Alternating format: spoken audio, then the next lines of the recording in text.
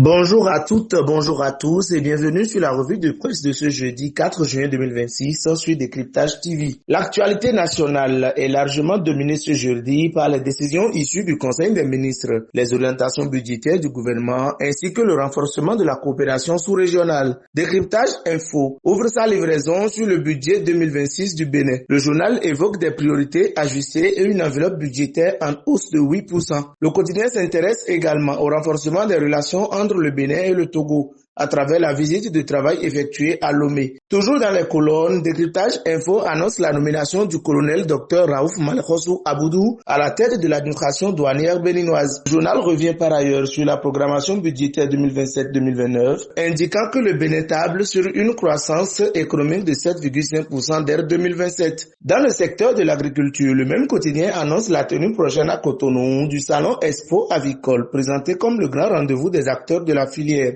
À la rubrique éducation, Décryptage Info informe du lancement à Cotonou des épreuves pratiques du baccalauréat technique section de 2026. Le matinal met l'accent sur la mesure de gratuité scolaire en faveur des filles dans l'enseignement secondaire. Une décision que le journal estime porteuse d'espoir et susceptible de transformer durablement le destin de nombreuses apprenantes. Sur le front diplomatique, Gaskiani Info souligne la convergence de vues entre le Bénin et le Togo face aux défis régionaux. Le journal évoque des relations fraternelles et un partenariat stratégique renforcé entre les deux pays. De son côté, la boussole s'intéresse à la réforme de la prise en charge des urgences médicales. Le quotidien parle d'un nouveau droit à la survie et redéfinit les rapports entre l'État et les citoyens. L'informateur met en lumière les nouvelles subventions accordées au secteur agricole. Selon le journal, le gouvernement du président Romuald Wadaï entend soutenir davantage les producteurs afin d'accroître les performances du secteur. Même tonalité dans le routier qui titre sur l'investissement d'1 milliard de francs CFA destiné au renforcement des capacités des hôpitaux publics pour une meilleure prise en charge des urgences.